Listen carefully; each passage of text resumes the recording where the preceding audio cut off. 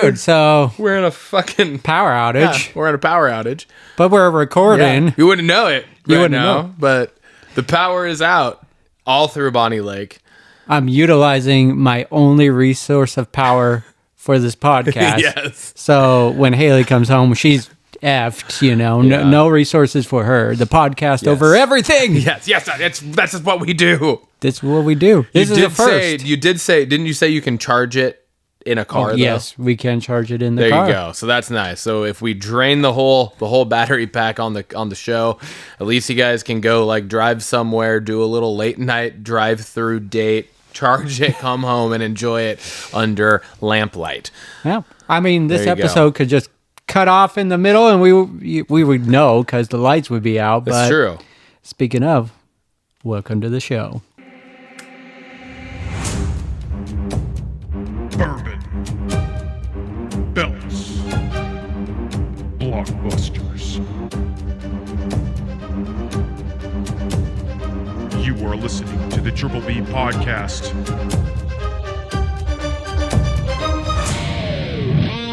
Let's fucking go. We're back. We're back. And we got a cocktail. A cocktail. Just a reminder, we switched things up. Yes. You're utilizing my bourbon Yep. to do a cocktail because you went hunting and I all. know. I had to go hunting. Didn't even get anything. I would have but, brought you some venison, I know, but what I the fuck? didn't have any. So What I'm the sorry. fuck? I came back empty-handed. I bought a bourbon, the Golden Espresso, in honor or like knowing I'm that gonna you correct you. It's called the Gold Roast, the gold roast. not the Golden Espresso. Fact checking me. We don't even do that shit no more. Sabrina Carpenter over here. Tell us about this cocktail.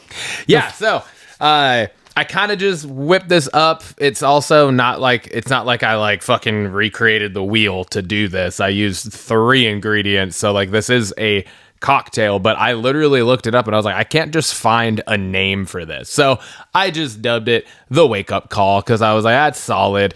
Granted, it is like 8:30 p.m. here, so it is what it is. But nonetheless, thought it would be a good morning cocktail if it's on a weekend and you're feeling a little boozy but you want some coffee. So what we did was we took last week's Bibb and Tucker Gold Roast coffee or bourbon, sorry. So it's the coffee bean infused bourbon. Just some regular original Bailey's Irish cream liqueur. We did decaf coffee because it's 8:30 p.m. So we have decaf coffee, and because I'm a bitch, I can't do regular coffee anyways. So I always drink decaf, but regardless. And then I made a homemade whipped cream, and it turned out fantastic. So put the booze in the coffee cup. We use the little K cups, so just however you have your coffee. Poured the coffee in, and then stirred it. Gave it a little topsy-doodle with the whip, and here we are. Here we go. I'm excited. Let's do this. That's nice. That's nice. That is a nightcap. It is. It is. That is a nightcap if I've ever had one. This will just obviously, if you go decaf, at least. Yes. This is yes. a perfect nightcap. This nice. warms you right up and Yeah. perfect for the weather we're having Yeah. today. Stormy and windy and just fuck. All right. Well, shit. I'm going to go with like an 8.5. I was gonna give it an 8. 8 was Yeah. what was coming to brain. It just the bourbon pops through Yes, it nicely. sure does. Yeah. And I think I picked right for this cocktail. Yes, absolutely. It This is just kind of perfect. builds on it. I was so excited to use it too, and it completely is different too because it's in a hot cocktail, not in an iced cocktail too. True. So we're getting different because that definitely does change kind of the the notes of whatnot that you're getting in it. I bet you could do this iced though. Oh yeah, you could totally make this an iced coffee drink for sure. I think for me it would have been bumped up if I would have had like a flavor or slightly more sweet. Yeah, Maybe like some cinnamon in there with the bourbon. Ooh, some cinnamon would have been good. Cinnamon the bourbon. dolce. I thought the Baileys would do enough. It didn't, Yeah. in my opinion. So I think that's where it is. Like the Baileys is kind of lacking. Like maybe if there was like a Kahlua in it too or something. Oh, maybe yeah. I don't know. But yeah, like I said, even just like you could simply, in place of like a simple syrup, do a coffee syrup Oh yeah. flavor Yeah. too. So a lot of different ways and variations you can go with this, but just in the base, just straight up 3 ingredients plus the garnish, it's pretty fucking good. Yeah. Yeah. For what it is, it's pretty Yeah. solid. So Our first warm one of the season. Yep, first warm one of the season. Going over our bourbon talking points, we got Hawk Talk. The hot talk. That's what I meant to say. The hot talk. Fuck. I did it again. We got a Seahawks win over Houston. Yeah, Houston man. Texans. And, score got a little closer towards the end, but It was almost, I feel like it was almost identical to the Jaguars. to the right? Jags game. Yeah. Like oddly enough, both AFC South teams. Yeah. But yeah, it was like, there was not a single point in that game where Houston was in it, but it was only an 8-point game. Yeah. And all of that came from our offense just fucking up and stalling. Yeah. And hurting themselves, right? And that's kind of how the Jags game was too. Like there was not a point in the Jags game where the Jags were in the game, even though it was an 8-point game. Yeah, exactly. Right. So, yeah. I mean, I think it's pretty wild to just think about we're 5-2. We have played 4 snaps with our entire defense this season. Mm-hmm. And that was the first 4 plays of the 49ers game in week 1. Yeah. We have not played with our entire defense intact since then. And we got outside of the Buccaneers game, we have the best defense in the league. Mm-hmm. And I think statistically, in a lot of different categories, we actually, because like we're not first in every category, but we're high enough in every category that when you look at all of it combined, I think we are the number 1 defense. Yeah. I think I was reading like we're definitely number 1 in run defense, and Yeah, I think that's fucking easy. like by a mile too. Like yeah, it's fucking because I don't think there's been a running back that has rushed for more than 60 yards against us since Christian McCaffrey. Yeah. All right, my 3 talking points. Our defense is so fucking good. So I guess that was kind of one of the talking points. Yeah. And I said, and we're still missing Spoon, Love, and Derek Hall. Yeah. So like the last 2 weeks, our secondary has actually fucking balled out pretty well. And 2 weeks ago, which was against the Jags, we didn't have Spoon, Love, or Reek. Mm-hmm. Yeah. I think, was that the game Hall got hurt in? That was the Bucks game. Yeah, it was he got hurt in the Bucks game. So he was out that game too. So we were missing 4 fucking starters on our defense. We completely shut the fucking Jags offense down without that. And then we could come out and do exactly what we should do against a kind of down Texans team, right? Offensively speaking, at least. Because our offense is in shambles. Yeah. And so, like, we owned their fucking offense for that entire game. The only time they had shots was when our offense gave them the ball back in plus territory, pretty much. Yep. Right? So that was awesome. That was cool. Reek fucking Woolen He had a game. that arguably was the best game of his fucking career. He needed that. Yes, he needed that. 100% he needed that. So I wanted to shout that out and give him his flowers there because he looked fucking good. I don't think he got penalized once on Monday. He was fucking sticky as white rice in coverage. It was really nice to see. It was really kind of like, oh shit, he can still do that because he had not shown that once this year so far. Nothing really since his rookie year. It was just kind of like shit. All he needed to do was get his brain rattled around a little bit, apparently. And finally, it's going to be the talking point that we both probably hit every fucking week because it's just absolutely fucking mind blowing. And it's fucking JSN he is the best receiver in the NFL. I don't know that you can even argue that at this point. He has 4 less catches than the 3rd highest receiver, but like 150 more yards, 200 more yards than that person. Fucking wild. The 2nd receiver, I think, is Jamar Chase. he has 8 less receptions, and again, like 150 more yards. So it's just wild. Yeah. I think the second was Jamar Chase, and he was at like 640 something or whatever, and JSN's at 819 or something. Yeah. Like he's like 130 or something yards away from matching Metcalf's total from last season. Yeah, we talked about that last week. Yeah, and that was before he put on another fucking 120 something yard performance on Monday. And that's with Stingley. Was with Stingley. Yeah, like they stopped shadowing him with Stingley because they were just like, he's fucking smoking us, so it doesn't matter. Let's play at halves. He made fucking Derek Stingley Jr., who is referred to as one of the best cornerbacks in the league, and who rightfully so is referred to as one of the best cornerbacks in the league, look like a fucking toddler playing fucking defense out there. He and is it Dan Orlovsky? But the whole game was just like, dude, this guy is uncoverable. It is insane. And you watch him, like you replay, and you're just watching just the tiny intricate things that he's doing on the field to shake guys is so fucking good, man. God, his touchdown was incredible. Just he got between. I mean, the pass was great too. The pass was spot on, and that's another thing too. Is like you have Darnold, who is absolutely fucking balling out this year too for us. Like absolutely balling out. Those are my 3. Yeah. I'm just like. Super fucking awesome to know that we have not played a complete game yet, and we're fucking 5-2 going into our bye week, and we're getting 100% healthy after the bye week. Yeah, exactly. So I pretty much got the same talking points, -1. So defense was lights out.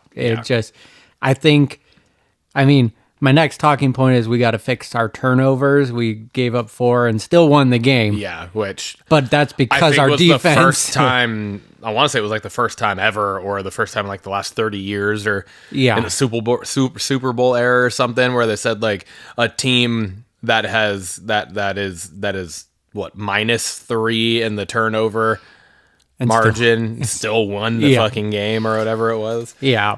But defense balled out the whole game and didn't even give Texans a chance, really. Yeah. And then just to build off of JSN, because I did have JSN as a talking point, that slam dunk was picture perfect. I want that to be like a T-shirt. I want it. It could be the new NFL logo for like the Nike logo, but with Did JSN. You fucking see, though, that like somebody like posted it. It was like a repost of the NFL's YouTube page. The cover photo for Week 7. Oh was JSN dunking, but we got penalized. But they penalized him for that, and it's just like, what the fuck? I still don't understand that. But yeah, I mean, I think I would have enjoyed this game a little more had it not been right after Game 7. I know the ALCS. So I was a little depressed watching it, but it was nice to get a Seahawks win, and it was pretty dominant. I mean, how depressed would you have been if they both would have fucking lost? I know, right? So that's like, okay, so we got a bye week. So what is your focus point for bye week? I think the number one thing is the OC needs to figure some stuff out. I think Clint Kubiak needs to kind of take this week as a mental reset, and stop trying to be so fucking cute with it. I said our D is great, but our O is too potent to continue to stall drives. Terrible play calls, conservative decisions. K9 is still splitting reps with Charbonnet, which is fucking stupid. It's stupid. Idiotic. Put fucking Ken Walker into the goddamn game. There's no reason for Charbonnet to be in the game unless it's like goal line situation where he can just power it through. But even then, Ken Walker is our fucking number 1 running back. He should be in the fucking game. All those things need to change. I think that's the main thing that we need to. The emphasis should be for the bye week is outside of just making sure we get guys back and healthy. But it's Clint Kubiak. And that was my focus is just get healthy, like get us all 100%, get everyone on the field. I didn't put that because Mike McDonald like already came out in an interview and said that like Hall, Spoon, and Love are all expected to be back after the bye, and Oos should be they should be activating him from IR. So I was like, those are the only fucking 4 people that matter. Yeah, really. At this point, and then I did put a side thing. The trade deadline is November 4th, so by the time we put out the next episode, it'll be very close to the deadline. So I kind of wanted to just throw it out. Do you think there's anything we need to go get? Oh, 100%. Or do we stay put? It's the only glaring need on our team, and we need a fucking right guard. Yeah. We need to get rid of Anthony Bradford. Is absolute dog shit. He has been his entire career. That they've been showing? It's fucking terrible. It's not a human. It's like a robot. It's a fucking robot that has a short circuit. Yeah. Like, he's not there. It's the weirdest fucking thing. But yeah, I think that's the number one thing would be like, if we're going to make any move, it's guard first. Go get a goddamn guard and shore up our offensive line, because I think that's the key. Yeah. You do that, our team is pretty fucking close to unstoppable. Yeah. If you have holes consistently being made for K9, K9 and JSN are going to fucking destroy this league. Yeah. That brings us to overdue belts. Ryan, what do you want to talk about? Well, holy shit. Holy shit. We had a fucking night on Raw. Yeah, we did. It was all around from pretty much top to bottom. It was a pretty goddamn good show. Mm-hmm. I thought it was pretty fucking solid. First thing, out the gate, Seth Rollins, no longer our world heavyweight champion. Stripped. It's wild. It's Stripped. Wild. Unfortunately, this is my only negative talking point here. Okay. That entire thing, I think all it did, maybe not all, but I think it was everything else was overwhelmingly, for me at least, completely distracted from. Disconnected? No, not disconnected. Here, let me reword this. Braun Breaker's promo completely overshadowed, I think, everything else that could have and was good about all of it. Mm-hmm. And I think it put a stain on everything, continuously just showing that he's not ready. He's not the dude. He's not there. Yeah. It's not him yet. Hopefully it will be at some point. He can't give a fucking promo to save his life. Yeah. He is not believable. He's a joke. And that's the issue right now, is he is kind of a joke. Yeah. His character has all of the potential to be this badass, but he has been put in all of these stupid fucking comedy moments. Agreed. I agree with that. And that, unfortunately, I think has stuck more than anything else. And so now it's hard to take him seriously when he's doing all of these things. Yeah. And now he's supposed to be this fucking badass that took over and betrayed Seth, and it's just like fell flat, not believable at all, in my opinion. Even later on in the night when Paul gave a promo of his life, talking about his accomplishments and what they're going to be.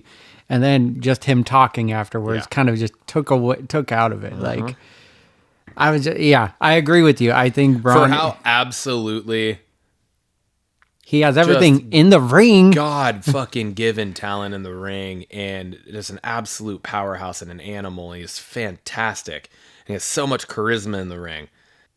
Everything in that whole realm takes a step back when he gets on the mic. Yeah. And it's almost like the big dog Roman Reigns, like originally. The original, like the big dog. The big dog. Yeah. When he was kind of like trying to goof around on the mic and everything, it just wasn't working. And I don't mind if we were eventually to get to something like that with Braun Breaker. I don't mind the backstage promo with Paul Heyman then, because Paul Heyman alluded to that. He said, who remembers the big dog Roman Reigns? Yeah. I turned him into the tribal chief. Yeah. It's like, okay, that makes sense. But it's still not working right now. Yeah. And like a promo for foreshadowing in the future is one thing. True. Right now, it's not coming across well. Yeah. And so I was actually hugely appreciative of Adam Pearce holding his fucking ground and being like, say please. And then Heyman says please. And he goes, no, and slams the door. I was like, thank you. Keep them out of this fucking thing, because I don't want, I mean, Bronson Reed would be one thing. He's at least good on the mic. But I also don't think he would be a believable world champion right now. Well, I mean, he did get the win over Roman Reigns. I know there was a lot of interference. Yes, yeah, he did. But that at least he has that going for him. He does. But Braun Breaker, if he would have been in that match the entire time, I would have just been like, fuck, he's gonna fucking win it. Yeah. And I said it last week, like I don't think he's ready for it. Yeah, and same. I think that opening sequence of Raw 100% proved that and backed me up on that. Yeah. My next point. 3 fucking titles were on the line in this show. I know that someone's listening to us. I said know. the tiles need to be more prevalent. Yeah. Dom's the one that listened to you because Dom brought it up last week. To He Adam did. Pearce. He Why did. am I the only one fucking defending my titles around here? And he had a valid point because him and Becky had been, but then even Becky hadn't defended it for a little bit. Yeah.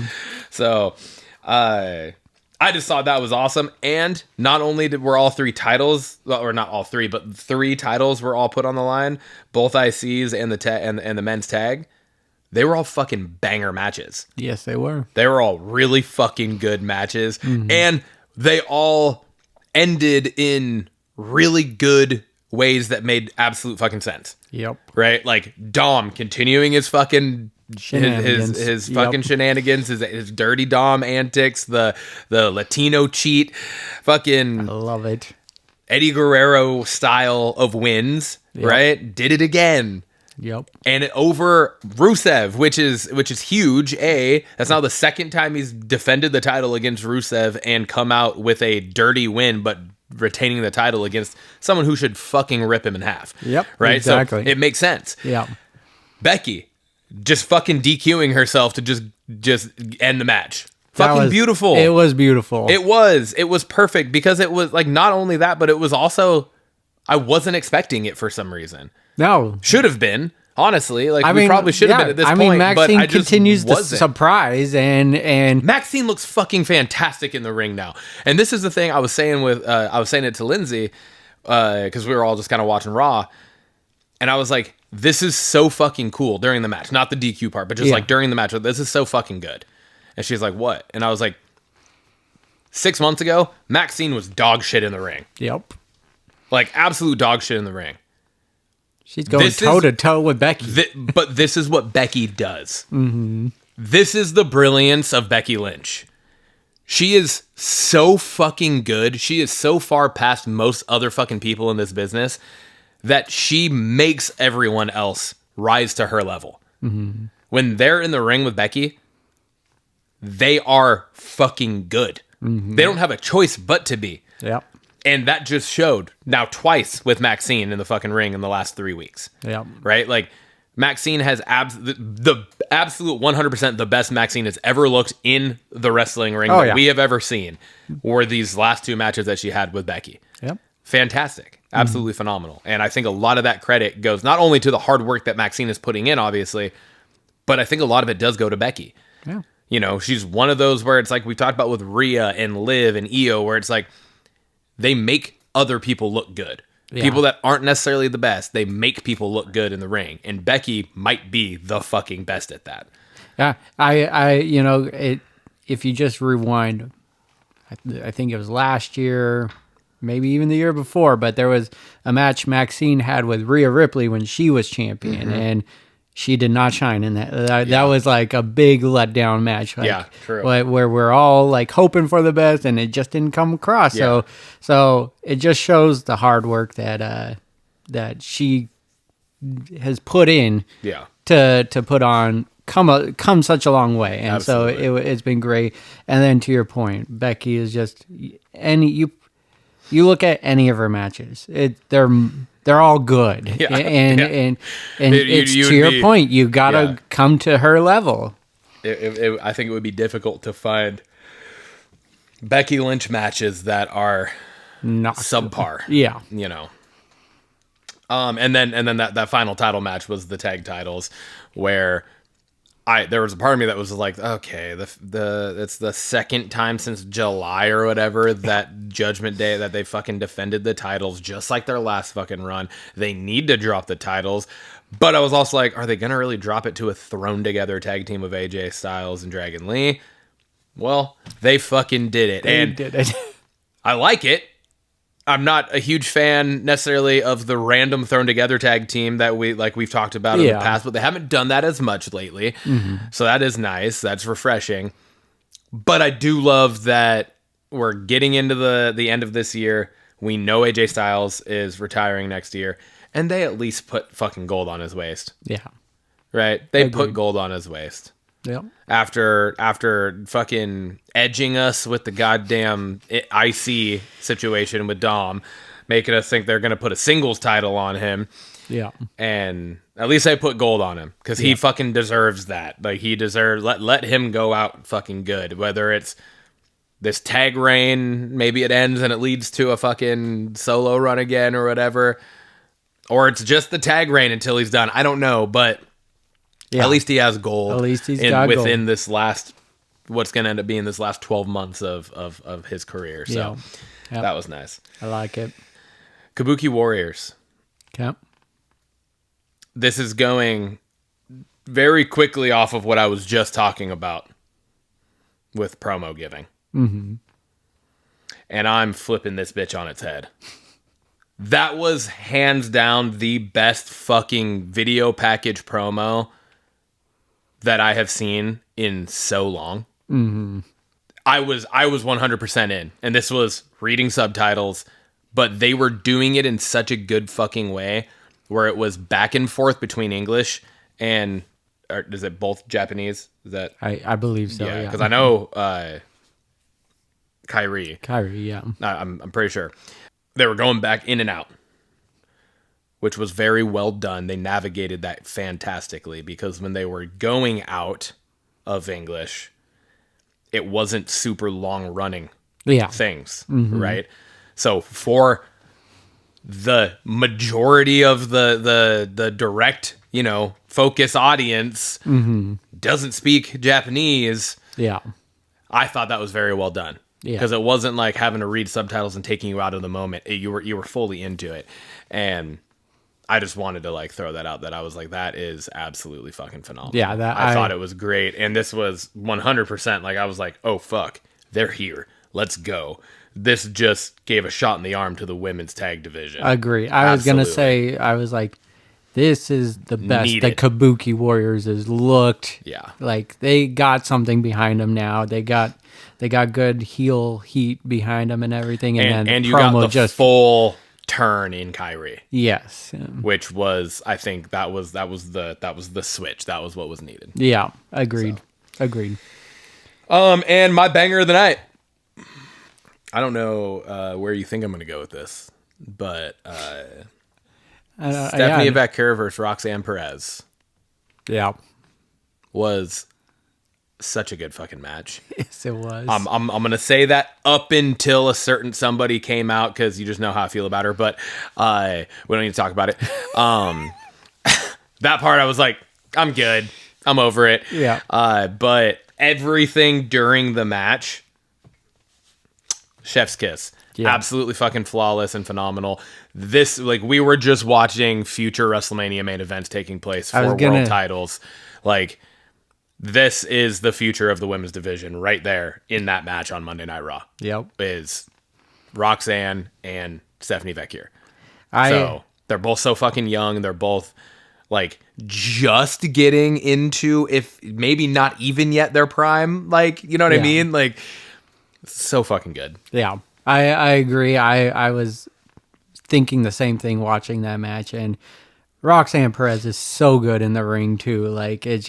It's wild. She is just so young, but she doesn't miss. And I mean, like Braun, I think she needs a little work on the mic still. She's good when she's a face. Her mic work is great. Haven't seen it.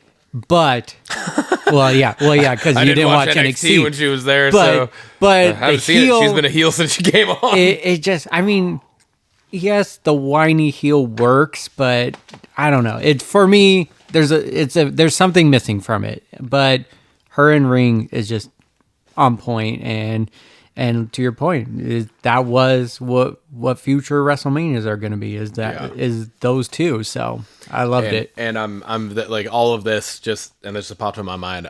It makes me so much more excited for Liv to return. Oh yeah, because the Liv Roxy feud is going to be so it has potential to be better than the Liv and Rhea. Yeah, but it's going to be the exact opposite. Yeah. Right. It's gonna be like Liv's gonna be the Rhea now because Roxy they're still planting all these seeds of Roxanne being like, oh, super trying to cozy up with Dom type of thing. Yeah. Like, yeah. What about you, man? You got SmackDown. You got the old Smack It Down. The old Smack It Down. Let's see which way I'm going with this. I want to be supportive of the MFTs. I do. And I know you've talked, you're over them, and this match didn't do it for like I was sold on the face paint and what they've been doing the past couple of weeks. This match, the crowd wasn't into it. They were not until Rey Fenix started getting his high flying going. That match was a complete dud. And yeah, look at who the fuck's in the match. It's literally seriously think about it. It's 4 dudes they haven't done jack shit with. Yeah, So like and that's just straight up that's what it is. It's true. They have absolutely fumbled Rey Fenix being here. Him and Penta not being on the same fucking show as a tag team is fucking Don't idiotic. even get me started. Bring with Rey that. Fenix to fucking Raw and have him and Penta team up and be a part of the men's fucking Are the brothers tag team mad division. at each other? Is that I know, like what's going on? Like a weird blood feud there. Like literally blood feud. And then you have Shinsuke, who it's fucking Shinsuke right now. He has been useless as a character for a long time now. Mm-hmm. Since he went fucking heel with the really weird fucking bullshit that was going on there. He hasn't done anything. And so he all of a sudden comes back up, creeps in the background a little bit, loses a fucking US Open Challenge match, gets attacked. And now we're in a tag team match against the MFTs, who I digress. Yeah, we've already had that talking point countless times. They need to do some and then to not have the Wyatt Six at all interact with what direction are we going here? So something big needs to happen with the MFTs if they want to push this group. If they're just going to keep pushing them the way they're doing, it's not going to work. And I want it to work out. I do. I really do. We got Jimmy and Drew drama, and all stemming from Cody Rhodes. Sound more excited about it, Tim. I like it. I like it for Jimmy. Okay. Yes, and sure. We got our next title match, Cody Rhodes, Drew. At Saturday night's main event. But I think Jimmy just going on the attack and showing his aggressive side. I really like it. And the DQ match was pretty good. I liked it. The ending was awesome. Yeah. I loved the ending to it. Are you talking about the ending to the DQ, the actual match, to the match itself? Okay. Yeah, because the post-match part I thought was fucking terrible. No, I'm getting annoyed with Cody's enough yelling. Enough. It's just the yelling. You've talked about it a while ago. Well, that was earlier in the show. Well, yeah. I'm talking about the save. Yes, the save was... The save turned no save. Yeah. Yeah, it's just they're falling. Which was so fucking terribly set up that it was like I could have seen what was happening when Cody came out. Yeah. His music hit. I was like, oh, he's going to come out, he's going to save, but he's only going to partially save. Then he's going to pick Jimmy up, and then he's going to eat a Claymore, and Drew's going to stand tall. Yeah. And the camera angles literally fed completely into that. It was absolutely, there was no surprise. There was nothing. Yeah. Yeah. But I'm real quick. I'm jumping a little bit ahead here. I'm partially doing my Saturday night's main event prediction for next weekend. If Drew McIntyre does not win the fucking title off Cody and take it from Cody, I will be so mad. Mm-hmm. Cody's run's over. It's done. It's boring now at this point because it's the same, exactly what you just said. It's just him fucking screaming into a microphone at this point. Yeah. All of the actual interesting shit about it has happened. It's done. Mm. They need to put it on Drew. They need to put it on Drew, and they need to actually let Drew have a run. Like, actually be a fucking... Because he's the best heel in the fucking company. Yeah. And let him actually go on a tear. Yeah. That's what needs to happen. Yeah. Sorry. I kind of hijacked your talking point. Yeah. I get emotional about it, Tim. Yes, you do. Fuck! All right. U.S. Open Challenge continues. Yeah. Ilya Dragunov continues. He gave a pretty fiery promo. I liked it. Yeah. Aleister Black comes out. Mm-hmm. I knew this match was going to be a banger. And it was. Yeah. Up until DQ finish because they cannot let anyone lose. Yeah. And I did not want Aleister Black to lose either because he came off that strong win against Damian Priest. He got Zelina Vega in his corner. Mm-hmm. I thought, this is big for him. This is a new direction. But then we get Priest coming out. I thought that feud was over. This is like the 17th time this has happened with Damian Priest now in the last year and a half. He cost Aleister Black the U.S. title against Sammy. How many of these feuds with Drew are we going, or with not Drew, sorry, with Damian Priest are we going to have? It's the same regurgitated thing with Priest. And I mentioned that on my episode. What was it? It was Priest and Drew. Priest and Aleister. Priest and didn't him and Jacob Fatu have a thing at one point? Yeah, I think so. Priest and fucking anyone. You go back to when he was on Raw. Yeah. Like, it's so much of the same shit. Yeah. I was very disappointed when he came out because I was like, it's done with. I thought it was done, and then now it's not. So, but the match was so good. Yeah. The match was really good. And I kind of wanted, it would have sucked for Ilya, but I kind of wanted Black to win just because I really didn't want him to lose this match. And I don't know. I just didn't want Priest being the reason. There was a part of me, too, during that match where I was like, I wonder if they would drop it in an open challenge week 1. Yeah. It would be wild. It would be wild. It would be refreshing. Yeah. And it would be, but then I was also in my mind too, as soon as I thought that, I have then rebutted myself, and I was like, then you almost end up with a hardcore championship type of. Yes and no. Where it could be a 1 week reign but regularly. Black isn't going to do a U.S. Open challenge because he's the heel, I guess right? That's true. So he would take it away. That makes sense. That would be my theory behind it. That's fair. All right, banger of the night. I'm apologizing to Kiana James because I thought she didn't belong in the ring a couple weeks ago. I said, I don't know what she's doing in the ring. She's sloppy as hell and doing a disservice to the other women in the ring. I was a little hard on her. Last night, that match was a banger. Kiana James, Tiffany Strand was awesome. Yeah. Was a solid ass match, and I loved it. The freaking Alabama slam that Tiffany does is hardcore. It looks so rough on their opponent. That swanton, I thought she was dying. I thought she died. I was like, she did not land that right. And then she just popped right up out of it. I was like, okay. Right into never mind. Right into the moonsault, which she almost fucking missed. Fucking wild. But the match was really good. High risk, high reward shit with Tiffany. A lot. Again, that said, Jade is now in the title picture again.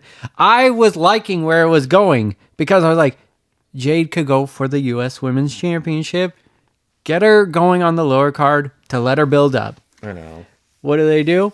Is it a little refreshing that she's a bad guy? Sure. No.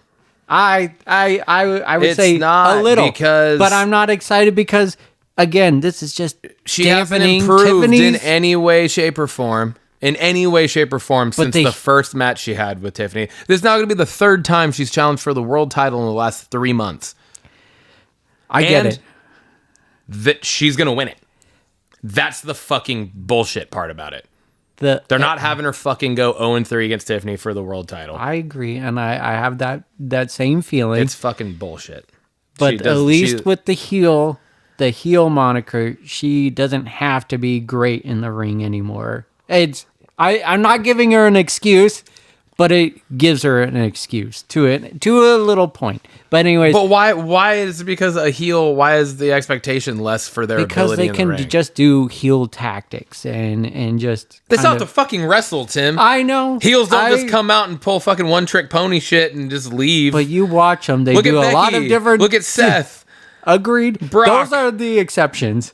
Brock just does suplexes. He was a great heel back in the day. He was a good wrestler though too. Yes. He's definitely changed his style. You look at some of the best heels in the history of wrestling, they are good fucking wrestlers. Jade is not in that fucking category of good at all. But we're not putting her up in this pedestal as a great heel. But they're about to put the world title on her. That's what I'm talking about. They're going to put the world title on her, which is saying she's one of the best. Yeah. She's not even she's barely mediocre in the ring. Like she is not good. Yeah. And it's just fuck, dude. Like everything she does is so fucking slow. Yeah. Whatever. I hate it. Whatever. It is what it is. But the match was good. Match was great. I'm giving Kiana her flowers and apologizing for being hard on her and putting her in the banger of the night. It was a banger followed by a bungalow. By a bungalow. All right. At the butthole. Bringing us over to the belts question of the week this week. I posed this one. It was more of a discussion type thing. I just kind of wanted your thoughts on this, and I'll give mine as well. I wrote, we've had a lot of injuries take place over the course of 2025 so far, and that's just 2025. Realistically, since Triple H has taken over and things have changed in the business, we have had a shit ton of injuries. It seems like a drastically larger amount than we ever really got on a year-to-year basis before. Is that accurate? I don't know. Mm-hmm. But it feels like it. It is happening to bigger names. Maybe that's the reason it feels like that. It's happening to the fucking workhorse people. It's happening to those household names, those powerhouse guys. So, and girls. Why do you think this is the case, and what do you think needs to change? Why do I think it is? I think they're allowing them to be more free in the ring and do bigger moves. Like it used to be just cookie cutter matches for a long while. A lot of moves aren't allowed, and a lot of the moves we're seeing regularly were just left for big spots. And so I think that's kind of what it is a little bit, is just being more free in the ring, trying to present more better wrestling, because for a while it was just entertainment focused and matches were second fiddle. Yeah. Now we're getting a good blend. You see it in the PLEs now. You do 5 matches, but the matches are a lot longer. So I feel like that's part of the reason why. What needs to change? I don't think much needs to change, but I think they just got to be smarter about some of these moves that are just unnecessary, like doing a coast-to-coast headbutt. That, yes, is that a big move and wild because we haven't really seen that? Yes, but I don't think that, there's no way to brace for that, really. You're just asking to get hurt during that.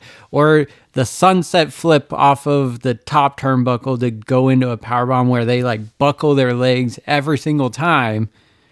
Why do you need to do that? It doesn't even look good because you are pausing. And every time I see them, I'm grimacing, there goes an ACL, and whatnot. Yeah. And so I think they just need to be picking their spots and maybe not going full spectacle. Be smart about the spectacle moves and whatnot. But I do like the extra focus in the ring. I love wrestling, and watching the ring work is half the love for this. So yeah, I don't want to see too much change, but just maybe just watch out for those spectacles and just think, is there a way to not get hurt from this move? Yeah, I see what you're saying. I went in a different way with it, and I think to an extent they're being overworked. And I think that is even more so than the move situation, because really, if you think about it, there's two, Seth and JD, which was a freak thing. Like, that wasn't even that's a move he hit fucking 10 times, like 9 times out of 10 without any issues, right? Right. The moonsault to the outside of the ring, where he, in this one moment, he over-rotated and happened to go straight into the fucking announce table and collapsed a lung, right? Yeah. Like, that is a freak thing that happened. That is one of those things where you're like, oh shit, this guy got hurt. But when it's surrounded by so many more people being injured, then you start to take everything into consideration, right? Yeah. But if it would have just been that isolated, that would have been no different than like any of the other injuries that we've ever gotten over the course, right? And then Seth, sure. But even that's not a whole hell of a lot different than Benoit hitting the flying headbutt. Yeah, it's farther distance, but the bracing for and the landing is... But he doesn't do that. Yeah, I guess. He doesn't. But the closest thing he does is a frog splash, and he rarely does that. So yeah. But okay, continue with what I was saying though, is most of these other injuries that we've been getting lately, Gable, Liv, fucking Ilya, and any of the fucking times Orton's been hurt over the last fucking 2 years. Sol Ruka, she had to relinquish her title this week on NXT. She did? Yeah, she got hurt in the tag match on SmackDown last week. Fuck, yeah, Sol Ruka. And like, that's just Rhea when she got hurt last year.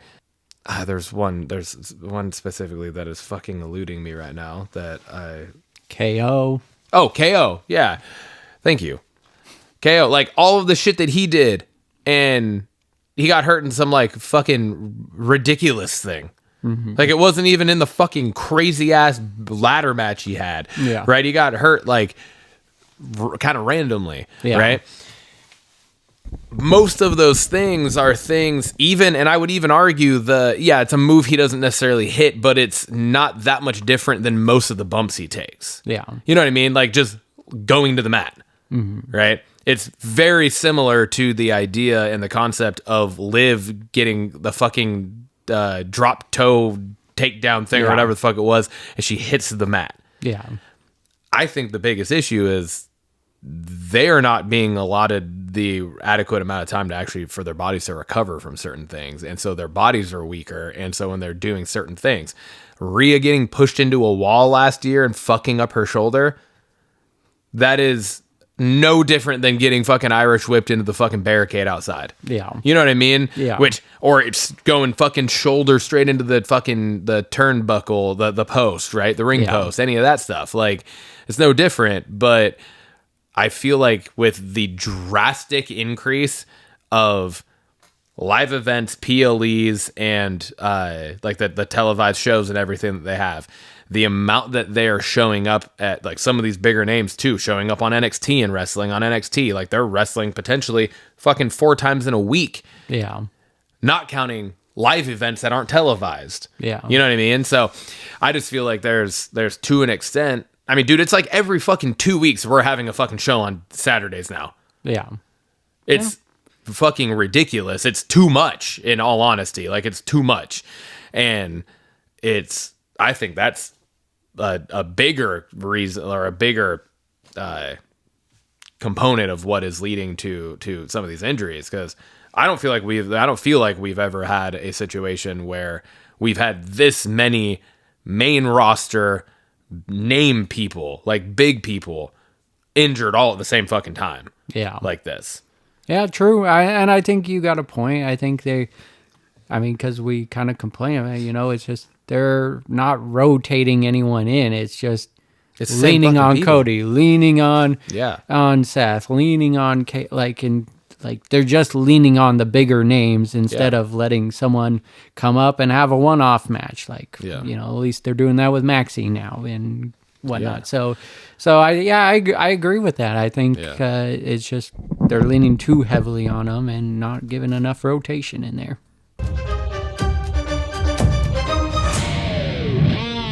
That brings us over to Blockbusters. Focus features. Ryan, Features. You got this one? I did. I put this on here. It's Crime 101. The synopsis for this is: set against the sun-bleached grid of Los Angeles, the movie weaves the tale of an elusive thief whose high-stakes heist unfolding along the iconic 101 freeway have mystified police. When he eyes the score of a lifetime with hopes of this being his final job, his path collides with a disillusioned insurance broker who is facing her own crossroads, forcing the two to collaborate. Determined to crack the case, a relentless detective closes in on the operation, raising the stakes even higher. As the multi-million-dollar heist approaches, the line between hunter and hunted begins to blur, and all three are forced to confront the costs of their choices and the realization that there's no turning back. The cast is Chris Hemsworth, Mark Ruffalo, Halle Berry, Barry Keoghan, and Nick Nolte. The release date will be February 13th, 2026, and it will be out in theaters. Dude, this looks like such a banger, Doesn't man. it look so fucking good? So It good. looks so good. The cast is incredible. We get Thor and Hulk back I together. And Catwoman! And Catwoman. And the Joker, right? And from The Batman? Yeah. Ish. Yeah. From a post-credit scene, at least. post-credit Hopefully we scene. see it actually come to fruition. But yeah. anyhow. And then Nick Nolte. And then Nick Nolte. All the fucking shit he's been in. I'm sure he's popped up in a superhero movie somewhere. I mean, I got one word or two words for this trailer. High stakes. It feels like high stakes. I love a good heist movie, and this one feels big. It does. It feels huge, and I love that it's really it's coming from like three different perspectives almost, right? Yeah. Like, I mean, it says where it's the insurance person, the thief, and then the detective. Right? Yeah. It's like happening, like kind of all three of their worlds are now intertwined. And Look at Mark Ruffalo being Task. I know. Ahead of Task, and now he's trying to Yeah. get Chris Hemsworth, get Thor. No, this movie looks incredible. I cannot wait for this one. It looks so good. yeah, it looks awesome. I'm super excited.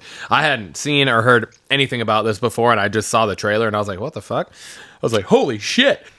The Beast in Me. It's been a while since we've had a series in the focus features and just in general series. Yeah. It's been a minute, but here we go. We almost had two. The Beast in Me. Grief-stricken and desperate for purpose, Aggie Wiggs becomes entangled with Niall Jarvis, a man once accused of murder. Obsession turns toxic, danger creeps closer. The Beast in Me is a dark and twisting new series that asks, when you chase a monster, what do you become? Cast is Claire Danes, Matthew Reeves, and Brittany Snow. And the release date is going to be November 13th of this year, and it's coming out on Netflix. I have one word for this one. Baggage. All these motherfuckers got some goddamn baggage, and you see some things and you don't really know. I feel like this is a trailer where like the blood splattered shots are not what the trailer's making us think timeline that they are. Oh, I agreed. I feel like that is not a flashback like the way the trailer fucking put that. Yeah. You know what I mean? Yeah. So this looks fucking wild too, dude. This looks so good. This is definitely one where this is a series that I'm going to be able to get behind. Yeah, and you don't know where it's coming from. Is it going to be from Claire Danes' side, or is it Matthew Reeves, or both of them? And you don't know. I don't know. It just looks wild. There's like a mystery to it, or I'm just always- a dive into madness. And Yep. And I'm always down for Brittany Snow to be on my screen. yeah, she's been like a Netflix queen as of late. She's been on everything Netflix. Yeah. But I'm good with it. I'm super excited for this show. I heard nothing. Another one I've heard nothing about, but trailer came up this week, and I was like, yes. I'd like seen the title, in a couple things, but I had never like really clicked on it or read anything about it. And so I'm happy you put this on because I didn't know anything about it. I had just seen the title before. Yeah. Like to the point I'd seen it so many times that when you put this on, I was like, did we talk about this? I was like, because I've definitely like seen that title before. Yeah. But then I was like, yep, nope, we have not talked about this. Yeah. What's in the news, Ryan? First up, what's in the news? I have a cool connection. It wasn't an actual timeout. Okay. That was just what I did. I have kind of a cool connection to our show and my work. Okay. Got this email on Friday, just sent out to the whole school, from Rick Hagg, who is our like video production teacher. Mm-hmm. He's been at Tahoma for like 25, 26 years. He's the husband of Gina Hagg, who is my one of my coworkers in the PE department. Okay. She was our former department head. He sent this. It says THS grad success story. And it was cool because it ended up being 2 THS grad success stories here, all on the same movie. Oh. And it's a movie we've covered. Oh, really? Yes. So it says, the email said, so impressed with the determination and grit of this man. Brett has been giving back to our program for years. He sits on the CTE advisory committee and regularly comes in and chats with students at like from Tahoma when they do their Hollywood trip. The video production students, they go to Hollywood every year. Mm-hmm. And they like, you know, whatever the fuck they do there. I don't know all the ins and outs of it, but they go to fucking Hollywood. Like, that's pretty fucking dope for VidPro, right? Yeah. And his most recent movie, Shelby Oaks. I really want to go see that.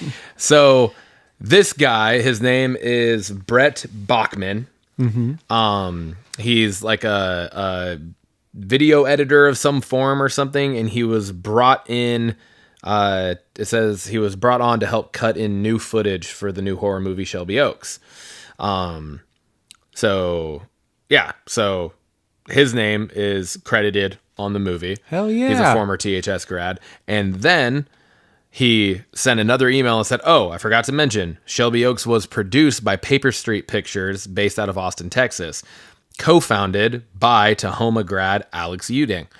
No shit. Says, how cool that 20 years later, these guys got the opportunity to work together again. Wild. That's awesome. Yeah, I just thought that was pretty sweet. That is really cool. I never had them, obviously. They graduated, 20 fucking years ago or whatever. And you're only 20. Yeah. I'm just kidding. So, but still, I just thought it was kind of cool that I was like, oh shit, we covered that movie on here. Yeah. And I think that was your focus feature for that was just a few weeks ago too. Yeah. But it just came out on Friday. And I rewatched the trailer again for it just when I was driving around today. I was just like, fuck, that looks wild. Yeah, it does. Yeah, that would be definitely that would be worth seeing in theaters for sure. But anyways, I just thought that was kind of cool. That is super cool. So I thought that was a cool news talking point. The next one up is we got the international trailer for Predator Badlands. Fucking looks wild. God damn, man. I don't even know how they keep adding more to these trailers. Like, I don't know what's going to be left of the movie. Hopefully that's not the case. Yeah. But that's just how the trailer feels though, is you're just like, I feel like we're watching the movie in these trailers because it's so fucking good. Yeah. And like, I'm sure that's not actually going to be the case. Like it looks like it's going to be a very good movie. I'm just excited that like they went a new direction with Predator, with Prey, and then this movie. Like Prey was the new direction. Yeah. And then now this is a completely this is Predator in reverse. Yeah. Almost, yeah. right? Like this is like Predator gets dropped in and now Predator is being predatored. Yeah. And you're just like, what's going on? Yeah. But it looks great. I like the new direction. And we're getting a lot of different fucking species of things keep popping up in all the different trailers. It looks fucking insane. Wild, man. I like it. It's like Predator meets alien dinosaur hybrid. Yeah. Like it's like Jurassic Park fucked the Alien franchise. and then to be dropped predator into the land of their children type of thing. 100% what he said. Yeah.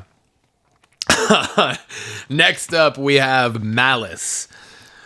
This is why I said we almost had 2 series on Focus Features this week, because I almost put this on. It was like the one that I kind of had locked and loaded, and then I saw Crime 101, and I was like, ooh, that looks too fucking good. Yes. It beat it just barely for me, but this looks fantastic. The trailer for this looks wild too. Yeah, I think it kind of turns the genre on the head. You usually, because it's like an obsessed guy with this family and causing some mayhem throughout it, and usually we see this like in female form. Yeah, true. Right. Yeah, you know, like for sure. It's like I keep thinking there was the Ali Larter Beyonce Knowles movie. I think it's called Obsession. Yeah, Obsessed. I think it was Obsessed. Yeah, and I'm sure you have it. I'm sure I do. But it kind of like it was typically those kind of movies, and so just kind of seeing it in the male version, it makes it a little different, and then you get David Duchovny in that main role here, so that's exciting. I don't think you have it. Yeah, dude, it looks super good. You kind of know what's happening, like with the premise of it, like the synopsis of it, and then in the trailer. But also at the same time, I'm like, I feel like we're gonna get swerved. Yeah, no, right? 100%. I feel like we're gonna get swerved, and like things aren't necessarily exactly as they seem. So especially with like the closing scene when he's like, "What's the worst thing you've ever done?" and he's like, "Shh." Yeah, like, yeah, right. I was like, "There's gonna be twists of some sort." Yeah, there's gonna be twists for so, sure. Yeah. All right, we got a new twist on A Christmas Carol, and Ty West is at the head of this. He's done Pearl, Maxine, X. He's known for in like the horror world, doing things, but he's also done like episodes of Grey's Anatomy and stuff. So well-known director. But Johnny Depp is being cast as Ebenezer Scrooge, and it is being said that it's taking Christmas Carol in a dark direction is what it was. It's the perfect story to take into a dark direction. Yes, 100%. Like 100% a perfect story to take into it. But when you said that he's like known kind of more in the horror world, I was like, well, that's the fucking perfect goddamn story to take into the horror world. I think that's perfect. Yeah, and Johnny Depp just taking on like another, like one of those iconic roles, like Ebenezer Scrooge, like an iconic character, I should say. It's just perfect fitting. He always fits into those kind of roles perfectly. So I'm excited for that. I was excited to see that come across my feed. But before we jump to the next one, just because you saying that reminded me of an article I read. It was by the director. It was an interview with the director of A Nightmare on Elm Street 3. Oh, okay, yeah.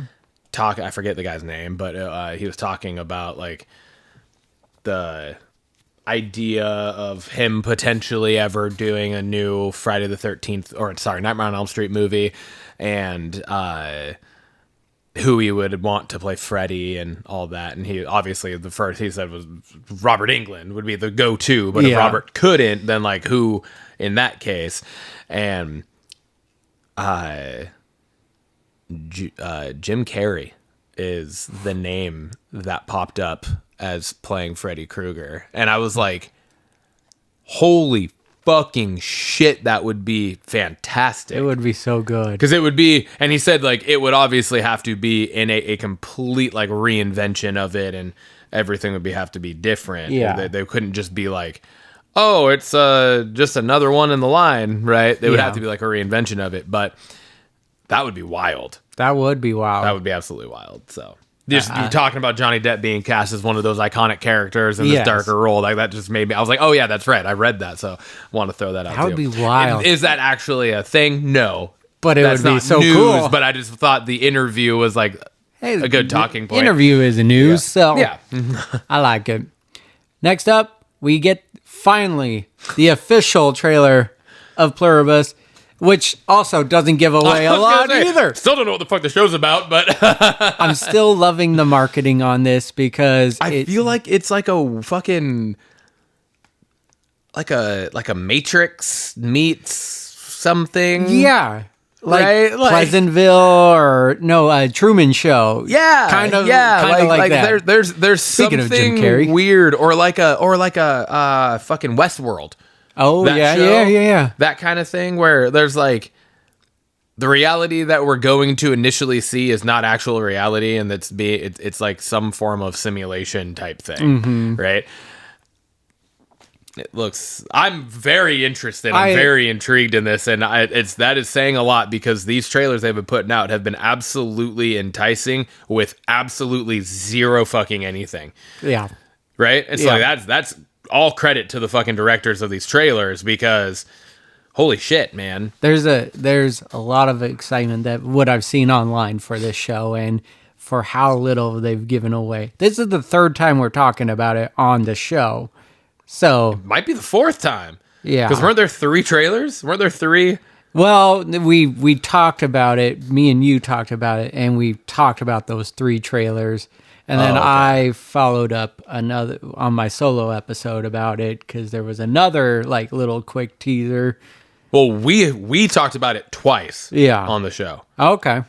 Well then, yeah. Because it was the initial time, and then we had the time where we talked about the 3 trailers. There was the initial, the 3 trailers. You talked about it once solo, and now we're talking about it the 4th time on here. Yeah. And we know nothing about it.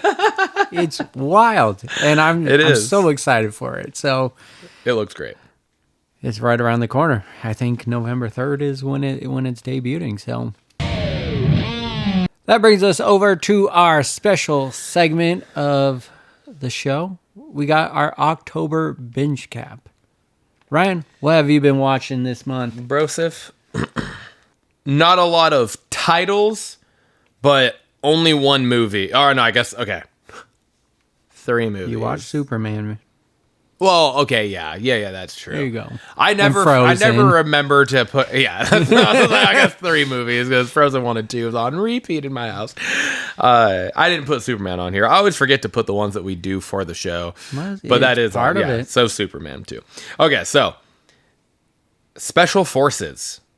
Oh, okay. Do you know what that is? It's like the show, the celebrity game show kind of thing, right? It's not a game show. It's like they all like sign up for this or whatever, and it's to go through the actual like Special Forces selection process. Mm-hmm. And how much of it is fully like exactly what they do, I don't know. How much of it is a little bit more dramatized and stuff like that, I'm not sure. Or how maybe some of it's even lesser on them than they actually do, I don't know.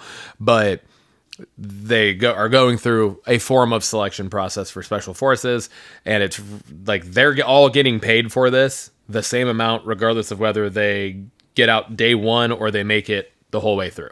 Oh, damn. Right? So there's no like, you get $1 million for your charity, because they're all celebrities of some form, right? Yeah. All different levels for sure, but they're all like, they get paid for it regardless. It's really just like a mental and physical grit to see like how far you can make it type of thing. Yeah.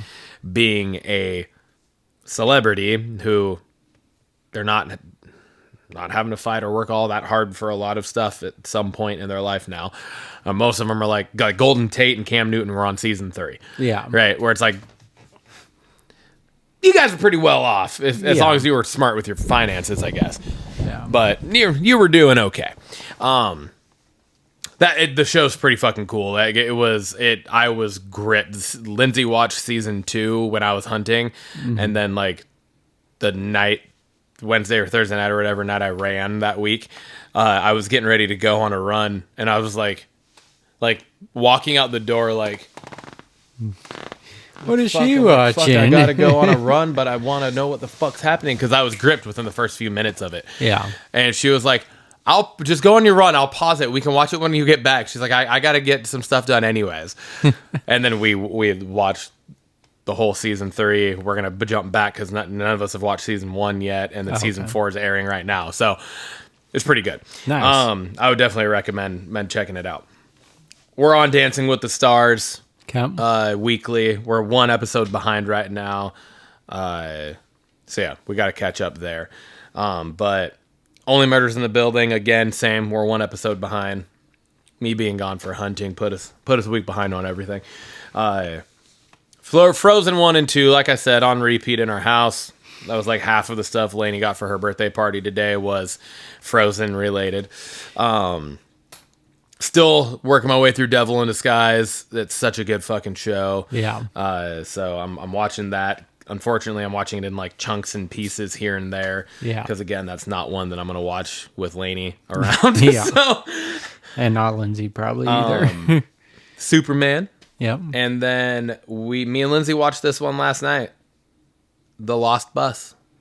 Oh, how was it? It was fucking good. Oh, I want to watch that one so bad. It was really good. It's on Apple TV. It was Matthew really McConaughey. good. Lindsay fucking Lindsay said. So the other day, it was like Thursday or something. I'm like walking out to leave work, and I get a Instagram message from Lindsay. I was like, why is she texting me on Instagram essentially? Then I was like, oh, there's an actual thing attached to it. And I open it, and it was the trailer for The Lost Bus. And she's like, I know I'm gonna cry, but I want to watch this. I had to look at her last night and be like, fucking pull it together. What are you doing? And she was literally just like bawling. I bet it's just sad. like, I can't. Oh my God. I'd be crying right with her. But it was just like, it was more because she was crying because she's like, all these kids on the bus, their parents are so scared right now. It was like the classic mama bird type of reaction. It wasn't like you watch this person fucking die in this. That's super emotional. It was these kids on the bus are in danger, and she's thinking about how she would feel. She was like, I'm just thinking of Buggy. And I was like, pull yourself together, woman. I get it, but damn. I was like, I can't hear the show over you blubbering over there. No, it was all in good fun, and it was really good. I thought it was really well done. Yeah. Obviously, there's like the Hollywood spin on a lot of it. Like, I did some reading up, and like not everything that actually happened in the movie happened in the show to those extents. But the actual bus driver was like, he was like brought on to production to like just kind of be an advisor of some form to kind of help keep certain things in line. And obviously, like, they take their liberties with certain things in Hollywood because you have to. But yeah, it was good. All right, what about you? Sweet. I finally finished How I Met Your Mother. I was really milking that one. It's my go to sleep show. Getting through season 9 was a lot of work because normally fall asleep, just continue on because I've seen the first 8 seasons so many times. The 9th is where I have seen it the least, so I was like actually wanting to watch it. Gotcha. And so falling asleep to it makes that hard to get through it. So finally finished that. Started New Girl. That's going to be my new fall asleep show. You've watched all of that before too, right? I have not finished the whole show. I need to watch the last 2 seasons of the show. Okay. So it's going to be a while. One of my favorite shows. Yeah. I fucking love New Girl. The first 5 seasons are great. So I started that like 10 episodes in. Finished because the last time we did this binge cap, I was halfway through season 4 of Only Murders because I was rewatching everything. Finished season 4 and I'm up to date on season 5. So just waiting for the finale for me. And then me and Haley are watching Help, I Wrecked My House. It's just a house renovation show. We really enjoy the renovation shows. And then I'm 4 episodes in through Devil in Disguise. I thought I could binge through it this week, but work and had a concert on Tuesday and just a wild week, so I didn't get through as much as I wanted to, but it's still a really good show. Really enjoying that. Movies. Watched House on Haunted Hill. Good old one. Urban Legend. Me, Myself, and Irene. That was my Toasted and Trash movie you gave me. Yep. And then Superman. So not a lot of movies this month, but quite a bit of show watching. So that was my October binge cap. All right, that brings us over to Blockbusters question of the week this week. To wrap it up, I want to do something a little different with it. I thought it was fun. We're a week before Halloween. That's the last show before Halloween. Halloween is this next Friday. And we both love horror. So I thought it would be kind of fun to blend our show here and do a horror movie villain draft and discussion. So I said, come with your list and be ready to have to pivot. I said have at least 10 characters. So we're going to draft 5 and 5. Okay. And I said, then we're going to discuss and debate which team would win in an elimination style war games match. Just for funsies. I like it. Connecting the dots of our show here. Okay. So, should we just do a sudden death rock paper scissors for who gets pick one? Sure. All right. So on like rock paper scissors shoot. Do we throw on shoot or do we go rock paper scissors?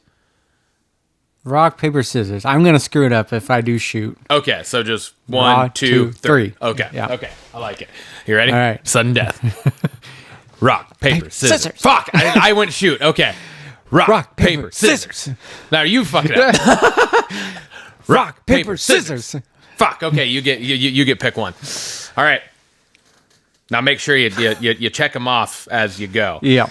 What the 10 that you have. What do you got? My number one pick, it's got to be Ghostface. I knew you were going there. I got to go Ghostface. I assume you know what my number one pick is. That's going to be Michael Myers. Yep. Okay. All right. I will tell you, didn't even have Ghostface on my list.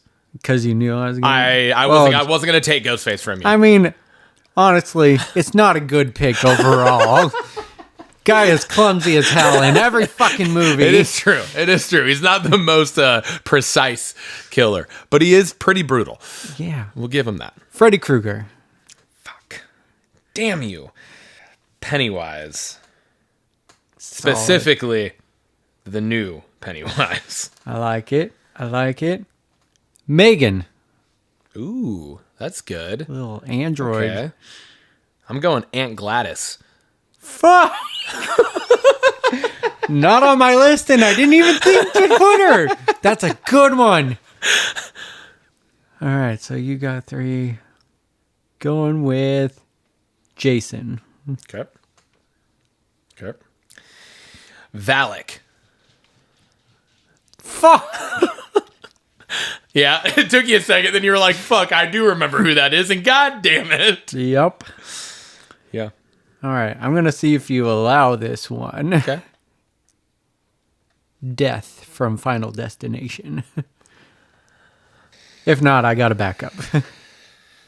I don't want to, but yes, I will allow it. That was definitely a character. All right. For sure. It was horror movies. So yeah, I'm going to give it to you. I don't want to because that's fucked up for me. But yeah. So you need Was that one. your 5? Yeah, it's my 5. Okay. Then hold on. Let me delete some real quick just so it's easy for me to know what my 5 are going to be. Because I'm going to throw you through a little whirlwind here with this You've one. already thrown me with Aunt Gladys and Valak, damn it. No. What is the next? Brandon from Brightburn. Fuck. Yeah, he's the horror Superman kid. Damn it. All right. So, and this is great because this is another one where we did this similar thing last year. Mm-hmm. Around the same time. Yeah. Now we're going to put these all on a social media post, and we're going to see if we can get people to comment and say what team they think would win. All right. Team Timmy or Team RT Red or Team Jester. I like it. Who's going to win? So, I have Aunt Gladys, so Aunt Gladys from Weapons, Valak from The Conjuring 2, Brandon from Brightburn, Michael Myers, and Pennywise the Clown. I got Ghostface, Death from Final Destination, Freddy Krueger, Jason, and Megan. I think my wild card of death kind of helps me out. I think your wild card of death definitely plays in there, but I think it's gonna get to 5-on-1 real fucking quick. Especially with Ghostface. Maybe Freddy and Death might be your two saving graces. Jason never dies, but dies. I think that is true. I honestly, I do like. I mean, the death one is kind of like cheat code because it's gonna kill. Death comes around for you. It's the theme. Yeah, but Valak is a demon. Yeah. So how do those play into each other? Exactly. So that's very confusing. I'm giving you the slight. That's very confusing. I honestly... And then you have Michael and Jason are kind of interchangeable there in the sense of they don't really die. Yeah. Then Ghostface is dying real quick. Yeah, Ghostface is gone. He dies every movie. I think Aunt Gladys is my weakest link here. Yeah. For sure. I think it's just her ability to control things. So if she gets a hold of, say, Megan or Ghostface, that could play well for me. Yeah. I think Brandon from Brightburn is a strong one here. The death would work for Brightburn, but Valak, you added that. You added the paranormal to it. I know. I know. And I thought about it. And Pennywise. Yeah. Because Pennywise is an entity as well. Pennywise, Pennywise isn't the form he takes to lure kids is the clown. Yeah. But Pennywise is an entity of some form of himself too. So yeah, I can really. Freddy Krueger could really mess with Valak in his dreams if demons dream. I don't do demons dream because I don't know the demons sleep. Honestly, I'm giving you the slight edge here, and those were both solid fucking teams in their own right. I think you win. Because I don't know how the demon plays into it. Yeah, I don't know how the demon and death work together. Those are, they're probably the final two. Pennywise and Valak though too, because that's the thing too. Is I would have to dig a little deeper into exactly what Pennywise is. Yeah, because Pennywise is in some form of fucked up entity thing. Yes. So yeah, I feel like Pennywise and Freddy have similar quantities. Yes. Right. Pennywise attacks the day, but similar things to Freddy. Yeah, it's like the Freddy's day, but it also seems like it's like a daydreaming type of thing. I think Megan can fuck shit up, but also is a robot, so could be messed up. Ghostface is honestly just my weakest one, and really fucks things up for me. So yeah, I would love to know what our audience knows. That's gonna be a fun one, I think. Yeah, especially now that we do get more fan interaction. Yeah. So, all right, man. Hell yeah. Episode 73. Yeah, dude. Thanks for tuning into the Triple B podcast. Happy Halloween to y'all. Let's go. Oh, that was curdled. Yes, it was.